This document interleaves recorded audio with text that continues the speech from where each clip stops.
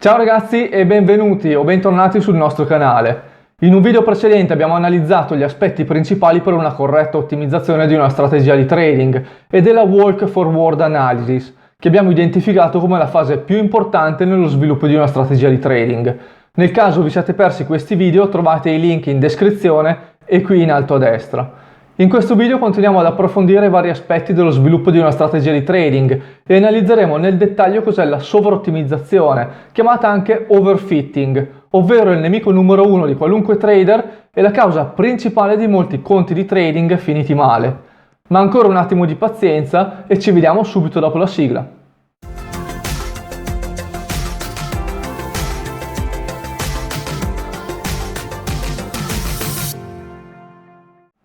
Bene, ipotizziamo che tu sia un trader ed hai appena programmato la tua strategia. Hai verificato che il programma sia corretto e non ti rimane che capire quanto sia profittevole il tuo trading system. Esegui quindi un'ottimizzazione molto fitta facendo variare ogni parametro con dei passi molto fini. In questo modo il software di ottimizzazione dovrà analizzare milioni di combinazioni possibili e ci vorrà parecchio tempo, ma sei sicuro di non farti scappare quella combinazione che dà il migliore risultato in assoluto. Ottieni quindi un insieme di configurazioni della strategia con buone performance, ma non ti soddisfano del tutto. Fai quindi delle modifiche al trading system, magari aggiungendo qualche filtro o qualche indicatore e ripeti l'ottimizzazione, anche in questo caso con milioni o addirittura miliardi di combinazioni possibili.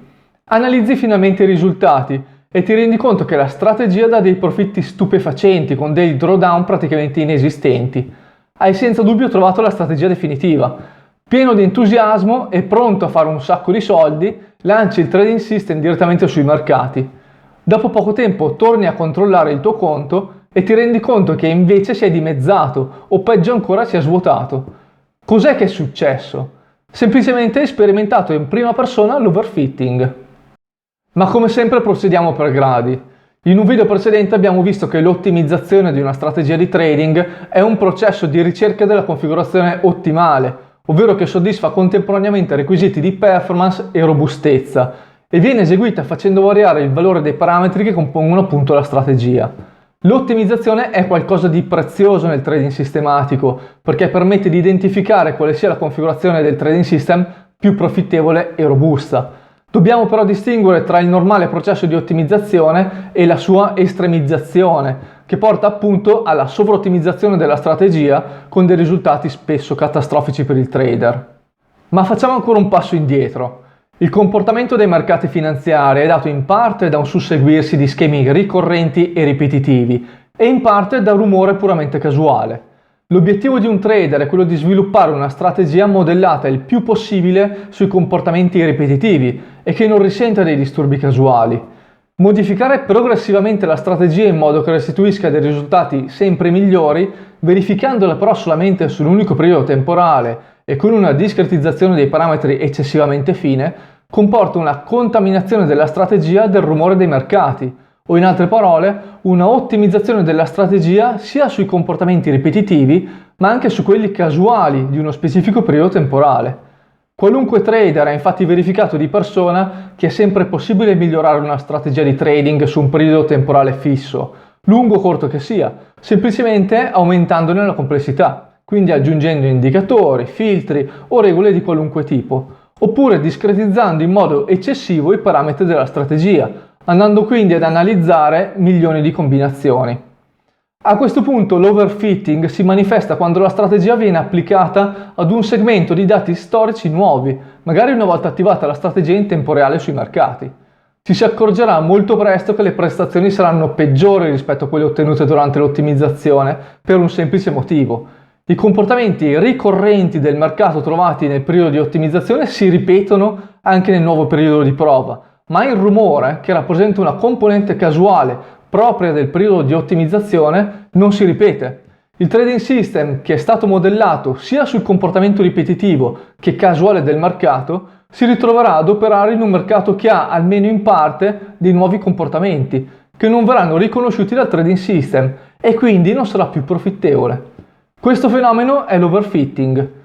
Non fraintendetemi, non sto dicendo che una strategia non debba essere modificata o migliorata man mano che si procede con il suo sviluppo, Però fate attenzione perché anche questo passaggio rappresenta una ottimizzazione. In questo caso non un'ottimizzazione dei parametri, ma della strategia stessa. Ovviamente è necessario modificare una strategia di trading, però sarebbe meglio testare la bontà delle modifiche su dei periodi temporali diversi. Se per esempio si prevede di ottimizzare una strategia su 10 anni, si possono utilizzare 2 anni presi in modo casuale per il miglioramento della strategia ed una volta soddisfatti si può a questo punto ottimizzare su tutti i 10 anni. Ricordatevi che generalmente tanto più una strategia è semplice, tanto più sarà profittevole, robusta e longeva una volta fatto operare sui mercati in tempo reale. Questa semplice regola vi sarà senza dubbio più chiara dopo l'esempio che sto per mostrarvi. Supponiamo di avere 15 punti come in questa immagine. Questi punti non sono disposti in modo casuale, ma riproducono un andamento tipico di una funzione sinusoidale, che vedete tratteggiata, quindi ripetitiva nel tempo. Però come vedete i punti non cadono esattamente sulla curva, ma vengono leggermente spostati in modo puramente casuale. I 15 punti non sono stati quindi scelti a caso, ma sono una combinazione di una regola o di un comportamento ripetitivo e di un rumore puramente casuale. È quindi una rappresentazione semplificata dei mercati finanziari. Ipotizziamo a questo punto di voler interpolare questi dati con una funzione polinomiale di diversa complessità, che nel nostro esempio rappresenterebbe quindi la strategia di trading. Chiaramente più alto è l'ordine del polinomio, tanto più si avvicinerà ai nostri punti, ma allo stesso tempo maggiore diventa la sua complessità. Partiamo con la funzione polinomiale di primo grado, quindi una semplice retta, per la cui definizione servono semplicemente 2 parametri. Come vedete questa funzione quasi orizzontale, pur interpolando al meglio i 15 punti, non ne tocca neanche uno. È molto vicina ad alcuni, ma è anche altrettanto lontana da altri. Procediamo quindi per gradi e proviamo ad interpolare i punti con un polinomio del terzo ordine, definito da 4 parametri. Questa curva è decisamente molto meglio, si avvicina abbastanza a tutti i punti ed assomiglia vagamente ad una sinusoide. Aumentiamo ancora la complessità e utilizziamo un polinomio di sesto grado. L'interpolazione migliora sempre di più, riducendo la distanza tra la curva e i vari punti. Il miglioramento non è comunque così significativo, per cui saltiamo direttamente al polinomio di 14° grado, il più complesso che possiamo ottenere con i punti a disposizione. La curva a questo punto tocca perfettamente tutti i punti. Il polinomio di 14° grado potrebbe rappresentare un trading system molto complesso e che, almeno nel periodo di ottimizzazione, non sbaglia neanche un trade. Come vedete però oscilla selvaggiamente ed ha ben poco della funzione sinusoidale che abbiamo visto all'inizio. Se volessimo confrontare questo polinomio ad una strategia di trading, sarebbe sicuramente una strategia altamente profittevole ma altrettanto complessa, costruita probabilmente unendo diversi indicatori, media mobile, filtri e regole aggiunte passo dopo passo fino ad arrivare ad un perfetto adattamento della strategia di trading ai dati di mercato. Macroscopicamente seguirà quindi l'onda sinusoidale, ma come vedete è pesantemente contaminata dai disturbi propri dei 15 punti presi in esame. Ma qual è il potere predittivo dei diversi polinomi sul futuro? Aggiungiamo quindi ulteriori punti ipotizzando che la funzione sinusoidale continui e vediamo come si comportano le 4 curve tracciate partendo da quella di primo grado. Come ovviamente c'è da aspettarsi, la retta prosegue per la sua direzione. Il potere predittivo di questa semplicissima funzione è piuttosto scarso. Notiamo che però mantiene bene o male la stessa qualità dei risultati ottenuta nei primi 15 punti noti. Paragonandolo ad un trading system, quindi le performance non ci stupirebbero granché, però i vari indicatori di profittabilità rimarrebbero praticamente gli stessi. Vediamo come si comportano le altre 3 curve di interpolazione. Indipendentemente dalla complessità, tutte e 3 le curve si allontanano dall'area dove sono presenti i nuovi punti e non mostrano quindi alcun potere predittivo. Le curve di grado più alto si adattano quindi molto bene ai dati noti utilizzati per la costruzione del polinomio, ma sbagliano completamente tutti i dati nuovi. Tornando quindi all'esempio dei trading system, queste soluzioni ci permettono di ottenere dei risultati ottimi durante il periodo di ottimizzazione, ma assolutamente ingannevoli. Una volta attivate sui mercati, queste strategie infatti ci svuoteranno il conto.